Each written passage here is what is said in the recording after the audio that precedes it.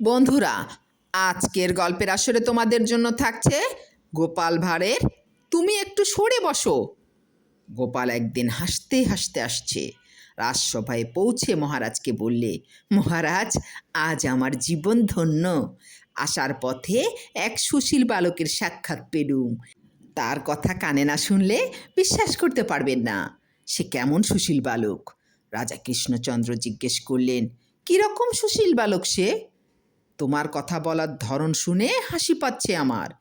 হেয়ালি ছেড়ে তাড়াতাড়ি বলো তো বাপু, না শুনলে কি করে বুঝবো?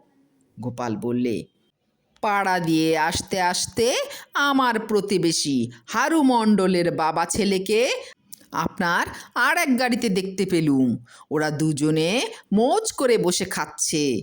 বাপ ছেলে একসঙ্গে বসেছিল। ছেলে কিছুক্ষণ পরে বাপকে বলল, বাবা, তুমি একটু সরে যাও, আমি এখন গাঁজা টানবো। তুমি সামনে বসে থাকলে আমি গাঁজা টানবো কি করে? লোকে দেখলে বা তুমি নিজেও মনে কি ভাববে? তুমি আমার গুরুজন, তোমার সামনে গাঁজা টানা তো উচিত নয়।